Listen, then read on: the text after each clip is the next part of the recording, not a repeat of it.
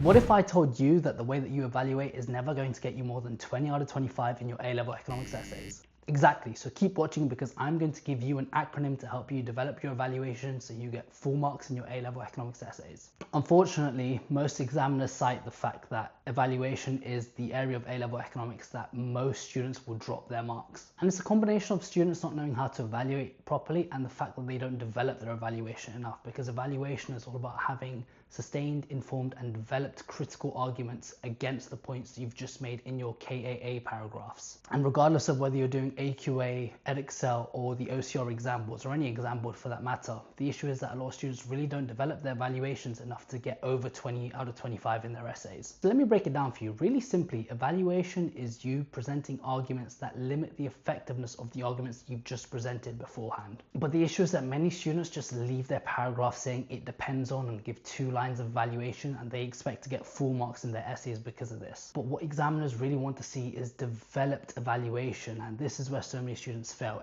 All teachers in school tell you about the importance about chains of analysis and developing your chains of analysis really well, but what they fail to do is show you how important it is to develop equally as important chains as well in your evaluation. So the acronym that I'm going to put you guys onto to use as guidelines for evaluation to make sure you get full marks every single time is CELESTA. The C stands for counter argument, and this is where you're directly contradicting the argument that you've made beforehand. So let me give you an example. For example, say that we're in microeconomics and we are asked to evaluate the effectiveness of the government intervening and providing subsidies to specific firms. Say that you've analyzed the fact that the subsidy is great, it increases production of a good that is good for society and is desirable for society. It might be biofuels, for example, right?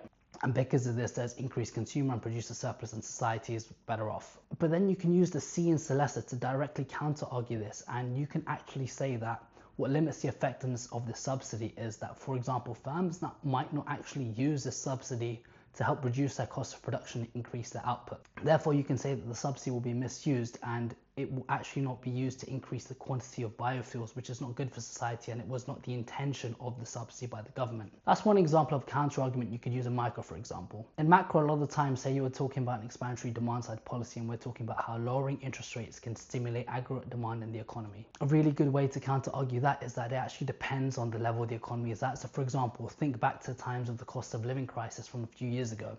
When interest rates first started to fall, there wasn't a massive increase in spending, was there? Because consumer confidence was low and people prioritized their savings rather than consumption. So therefore, that limits the outward shift of aggregate demand on your ADAS diagram. So putting forward really good developed counter arguments to the KAA points you made before will be really effective in getting good evaluation marks. The E in CELESTA now is one of my personal favorites, and it's elasticity. Examiners love when you take a direct point on the spec and you build it out into your evaluation. So for example, think about indirect taxes, for example, and they're placed on cigarettes and other demerit goods like alcohol, for example, to reduce consumption of demerit goods. The issue is that despite the indirect tax being placed, often demerit goods like alcohol and cigarettes are quite price inelastic in nature. And because of this, it doesn't actually reduce consumption by that much, which means that there still is quite a deadweight welfare loss to society because of society producing goods. And as you can see from the externality diagram to the right of me, when society consumes price inelastic goods despite increases in price from an indirect tax imposition,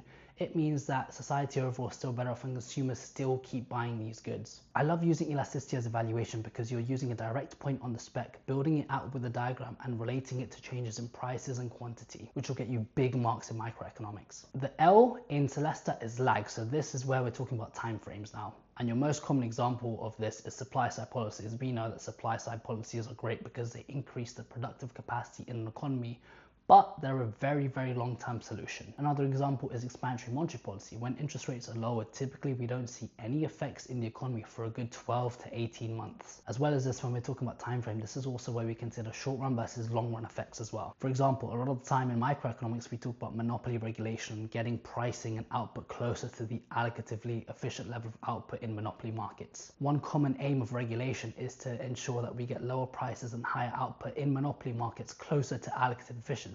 In the short run, this is brilliant for consumers because they get to enjoy lower prices and a higher choice of goods. However, in the long run, this might actually be detrimental because it reduces the supernormal profits that monopolies can make, which means that there's a reduction in dynamic efficiency, which means that there will be a reduction in the reinvestment of this long run supernormal profit back into R&D and innovation, so that in the long run, there might actually be less newer, innovative technology for consumers to enjoy in markets. So considering the time frame is always great for valuation. The second E in Celesta is for expectations. And the most common form of this is typically, again, when we consider expansionary monetary policy, typically if the market and consumers can anticipate this reduction in interest rates or changes in interest rates ahead of time, ahead of the Bank of England's decision to actually announce the rate cuts, for example, then the effect on the economy might actually be quite limited because markets and consumers and households and firms will already price in this interest rate decision and change into their economic actions and decisions that they make in the future. The S is for scale, and this is where we think about, do we have specific members of society and our population that are more impacted by changes?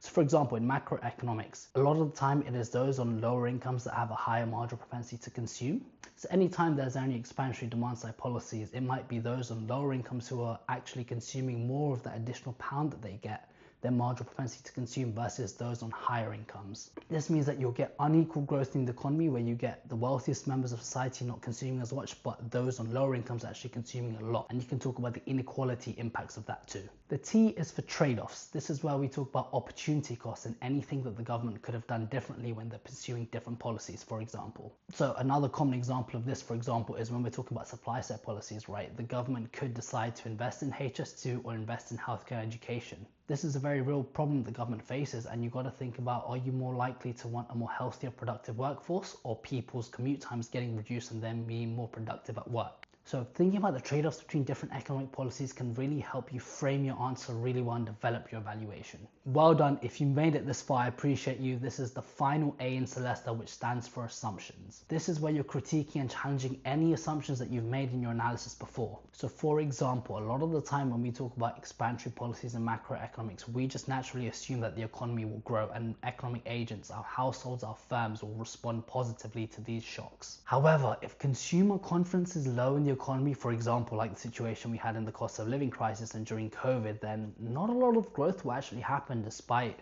fiscal stimulus measures that are put in place to expand the economy. You've now successfully covered everything that you need to know for evaluation A-level economics.